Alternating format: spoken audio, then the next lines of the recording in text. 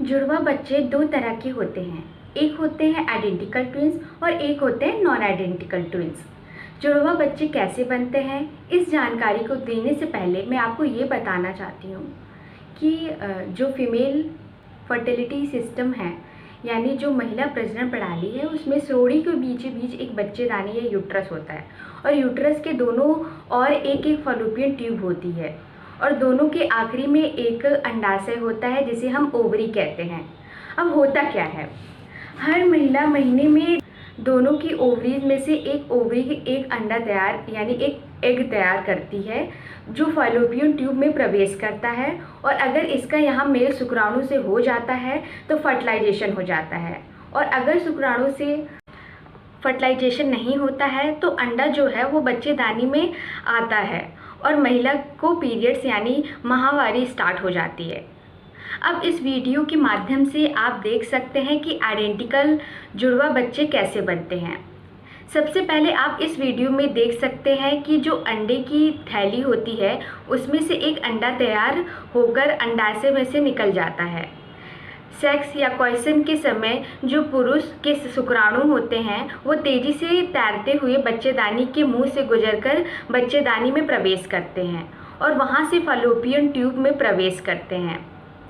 जैसा कि आप देख सकते हैं कि ये फॉलोपियन ट्यूब के अंदर का दृश्य है, जिसमें रिलीज़ होने के बाद जो अंडा है वो फॉलोपियन ट्यूब में आ गया है। फॉलोपियन ट्यूब में शुक्राणु तेज़ी से अंडे की ओर बढ़ते हैं और केवल एक ही शुक्राणु जो है वो अंडे के अंदर प्रवेश करता है और जाइगोट बनाता है।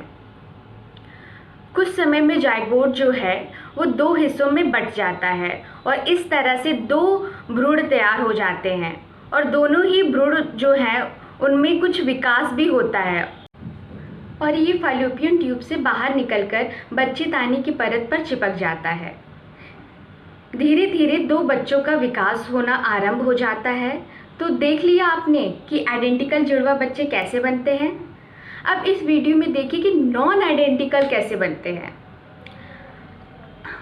तो नॉन आइडेंटिकल जुड़वा बच्चे कैसे बनते हैं, सबसे पहले यहाँ पर देखिए कि जो अंडे की थैली है उसमें से एक अंडा नहीं, दो अंडे तैयार होकर अंडाशय में से निकल जाते हैं। सेक्स या क्वेश्चन के समय जो पुरुष के शुक्राणु रिलीज होते हैं वो तेजी से तैरते हुए बच्चेदानी की मुंह से गुजर के बच्चेदानी में प्रवेश करते हैं और वहीं से फॉलोपियन ट्यूब में प्रवेश करते हैं।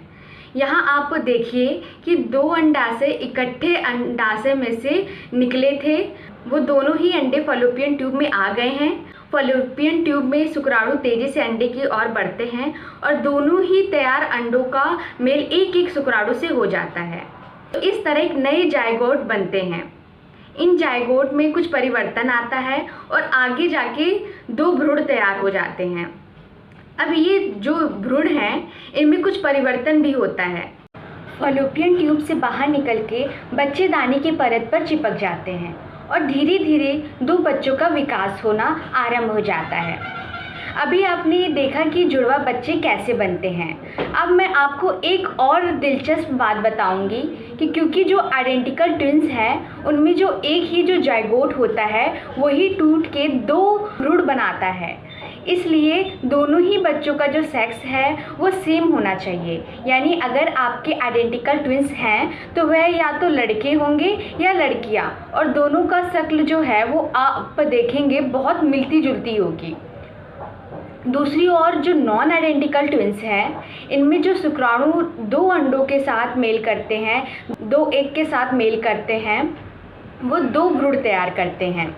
इसलिए इस केस में इस परिस्थिति में दोनों ही जो बच्चे हैं उनके जो सेक्स हैं वो सेम होना अनिवार्य नहीं है, यानी एक लड़का एक लड़की भी हो सकते हैं और दोनों की शक्लों में भी काफ़ी फ़र्क हो सकता है।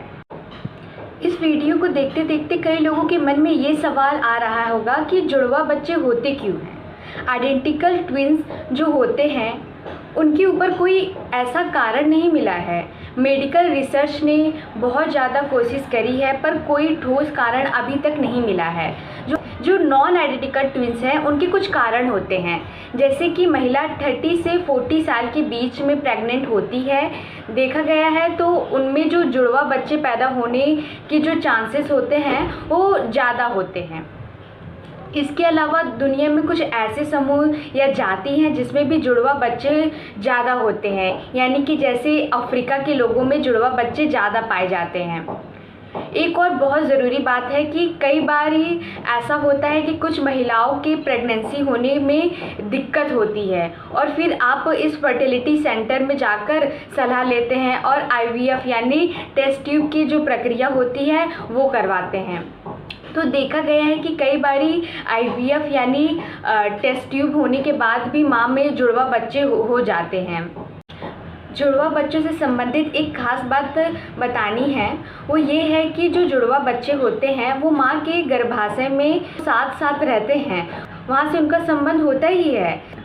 जन्म लेने के बाद भी उनका जो मानसिक तालमेल है यानी मानसिक कनेक्शन है वो भी बना रहता है। तो अगर आप जन्म के बाद जुड़वा बच्चों को अलग करते हैं तो मेडिकल रिसर्च ने देखा है कि दोनों ही बच्चों में तनाव भी आ सकता है और उनके विकास में बाधा भी पड़ सकती है। इसके आगे हम आपको बताएंगे कि जुड़वा बच्चों के साथ क्या क्या परेशानियाँ आ सकती हैं। अगर किसी महिला के जुड़वा बच्चे हैं तो क्या क्या परेशानियाँ हो सकती है, ये जानना बहुत ज़रूरी है। कई बार देखा गया है कि प्रेगनेंसी के दौरान एक बच्चे जो है वो आगे ग्रो नहीं करता है, यानी उसका विकास रुक जाता है, और दूसरा बच्चा जो है वो सही नॉर्मल होता है और उसका विकास होता रहता है। इसे हम वांशिक ट्विन भी कहते हैं। इसके अलावा देखा गया है कि जुड़वा बच्चे होने के समय जो दोनों ही बच्चों का जो वज़न है वो नॉर्मल से कम रहता है, यानी 2.5 किलो से कम होगा। तीसरी प्रॉब्लम हो सकती है कि एक बच्चा जो है वो कमज़ोर रह जाता है और उनमें खून की भी कमी होती है, और दूसरा बच्चा जो है वो बिल्कुल हेल्दी रहता है और उनमें खून की कमी नहीं होती है। डिलीवरी के समय भी कई बारी जुड़वा बच्चों के समय दिक्कत आ सकती है। तो ये दिक्कत होती है कि अगर दोनों ही बच्चों का सर नीचे है और पैर ऊपर, जैसे नॉर्मल से बच्चेदानी में होते हैं, वैसे उस केस में जो डॉक्टर हैं वो नॉर्मल डिलीवरी की कोशिश कर सकते हैं।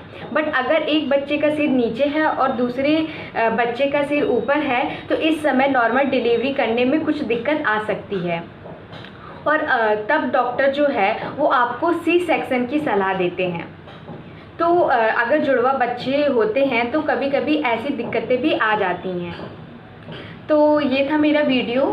अगर आपको पसंद आए तो ज़रूर लाइक करिए and also subscribe my YouTube channel.